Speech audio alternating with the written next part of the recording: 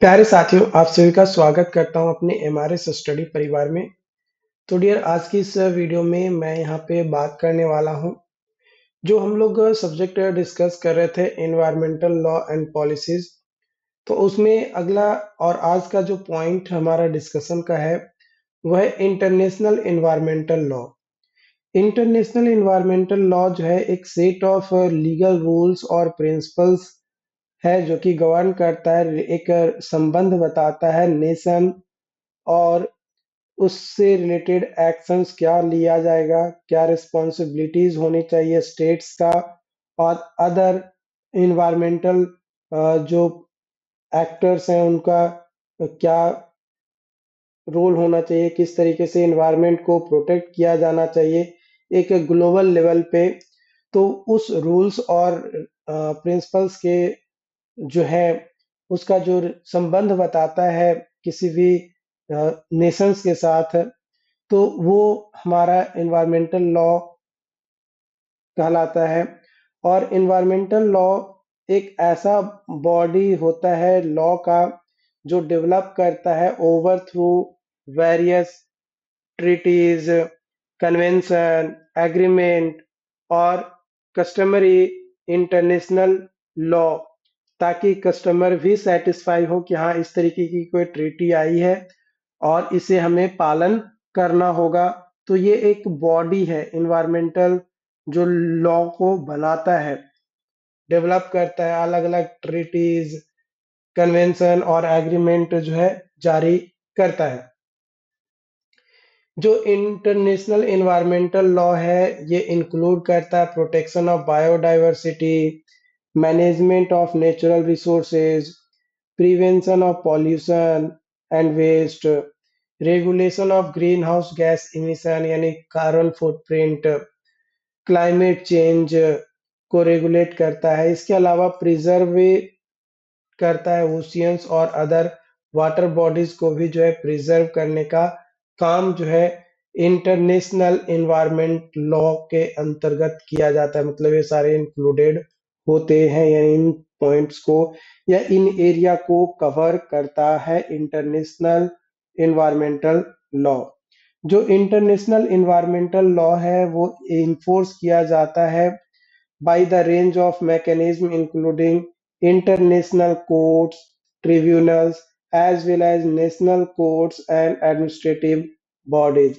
जो ultimate goal होता है हमारा एनवायरमेंटल इंटरनेशनल एनवायरमेंटल लॉ जो बॉडी है उसका, वो प्रमोट करता है सस्टेनेबल डेवलपमेंट को और इन्वॉल्व करता है नीड ऑफ प्रेजेंट जनरेशन के का क्या नीड है, और विदाउट कॉम्प्रोमाइजिंग एबिलिटी, एबिलिटी जो है फ्यूचर्स का, फ्यूचर जनरेशंस का, उसको भी मीट करना है। उसके अपने नीड्स हैं लेकिन उसको कॉम्प्रोमाइज नहीं करना है। बिना कॉम्प्रोमाइज किए हुए किस तरीके से हम जो है सस्टेनेबल डेवलपमेंट कर सकते हैं, ये इन्वायरमेंट जो इंटरनेशनल इन्वायरमेंटल लॉ है उस बॉडी का ये काम होता है। अगला पॉइंट टू डिस्कशन है right to environment as human right.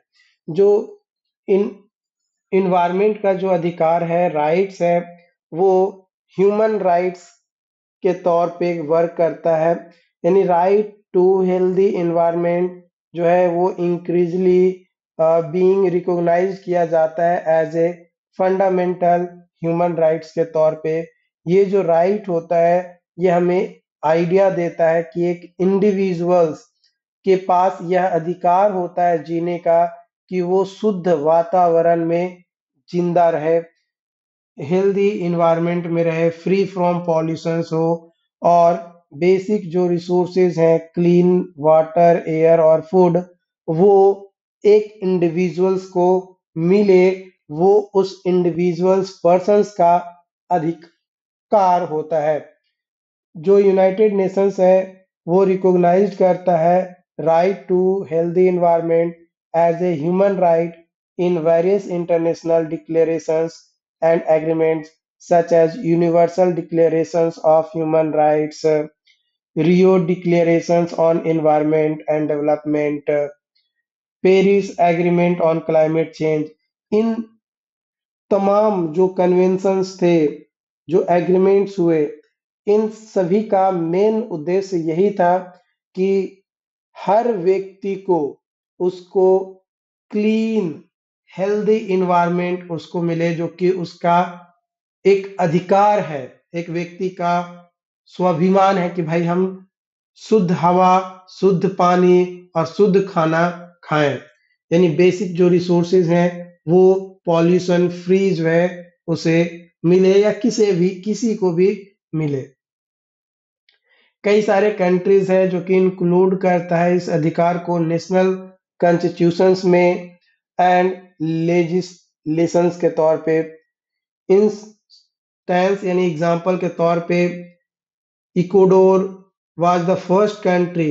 Ecuador जो है पहला वैसा देश है जो रिकॉग्नाइज किया है राइट टू हेल्दी एनवायरनमेंट को अपने संविधान में, फॉलोड बाय बोल्विया एंड उसके बाद फ्रांस। इन सभी के द्वारा भी जो है बाद में फॉलो किया गया।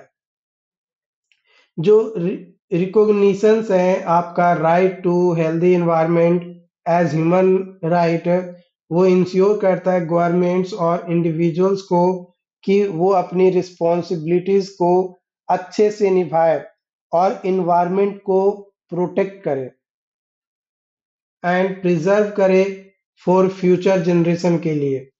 It also emphasizes interconnectedness of human rights, environmental protections, or sustainable developments.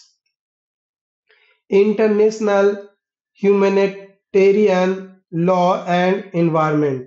International humanitarian law and environment, ये हमारा अगला पॉइंट टू डिस्कशंस है या पॉइंट फॉर डिस्कशंस है। जो इंटरनेशनल ह्यूमैनिटेरियन लॉ है यानी IHL है, और इन्वायरमेंटल लॉ जो है, दो अलग अलग लीगल फील्ड्स हैं जो कि इंटरसेक्ट करता है वेरियस तरीके से, जो कि पार्टिकुलरली आर्म्ड कन्फ्लिक्ट आपका होता है। जो इंटरनेशनल ह्यूमैनिटेरियन लॉ है इसे लॉ ऑफ वॉर या फिर लॉ ऑफ आर्म्ड कन्फ्लिक्ट के नाम से भी जाना जाता है। ये जो बॉडी ऑफ रूल्स है वो रेगुलेट करता है, कंडक्ट करता है armed hostilities or seek to limit effects armed conflict on civilians and combatants। जो इन्वायरमेंट्स होता है ये रेफर करता है नेचुरल वर्ल्ड्स को और वेरियस इकोसिस्टम्स जैसे एयर, वाटर, लैंड। जो इन्वायरमेंटल लॉ पासेज होता है लीगल फ्रेमवर्क्स और रेगुलेशंस के that govern the use, protections and preventions of natural resources and ecosystems का। जो आर्म्ड कन्फ्लिक्ट्स होता है ये इन्वायरमेंटल consequences को डिसवेस्टिंग करता है, और जो आर्म्ड कन्फ्लिक्ट्स होता है वो रिजल्ट करता है environmental damages such as destructions of forest, pollution of water sources, soil contaminations। ये सारे होते हैं जिसके कारण से जो लॉन्ग लास्टिंग इफेक्ट होता है ह्यूमन हेल्थ पे देखने को मिलता है, और इन्वायरमेंट पे भी इफेक्ट लंबे समय में देखने को मिलता है। Use of certain weapons such as nuclear weapons, chemical weapons, ये भी जो है लंबे टाइम में जो इन्वायरमेंट्स है और उसके इकोसिस्टम्स है उसको डैमेज करता है। जो इंटरनेशनल ह्यूमैनिटेरियन लॉ है वो रिकॉग्नाइज करता है प्रोटेक्ट करने के लिए इन्वायरमेंट को ड्यूरिंग आर्म्ड कन्फ्लिक्ट, और इंक्लूड करता है सेवरल प्रोविजंस जिसका मेन उद्देश्य होता है कि जो इन्वायरमेंटल इम्पैक्ट देखने को मिलता है आर्म्ड कन्फ्लिक्ट के कारण से वो कम हो सके। फॉर एग्जांपल 1977 में जो एडिशनल प्रोटोकॉल 1 था टू जेनेवा या जिनेवा कन्वेंशंस, वो प्रोहिबिट करता है यूज ऑफ मेथड्स और means of warfare that intended और मैनी एक्सपेक्टेड। और इसके कारण से लॉन्ग टर्म में हमारा जो नेचुरल एनवायरनमेंट है वो कहीं ना कहीं सीवर डैमेज देखने को मिलता है। तो जो प्रोटोकॉल्स होते हैं उसको जरूरत पड़ती है पार्टीज को, ताकि आर्म्ड कन्फ्लिक्ट्स को जो भी होते हैं उसको प्रिकॉशंस के तौर पे लिया जाए, और जो नेचुरल इन्वायरमेंट डैमेज हो रही हैं या इंसिडेंटल डैमेज देखने को मिल रहा है वो कम से कम हो, या उसे मिलिट्री ऑपरेशंस के माध्यम से उसको अवॉइड किया जाए, खत्म करने की कोशिश किया जाए। उम्मीद करते हैं कि आज जो पॉइंट्स मैंने आपको समझाने की कोशिश किया वो पॉइंट्स आपको जो है समझ में आ गया होगा। अगर फिर भी कोई डाउट्स रहता है, कोई कंफ्यूजन रहता है किसी भी पॉइंट्स को लेकर, तो आप हमें जरूर बताइएगा। Okay, thank you.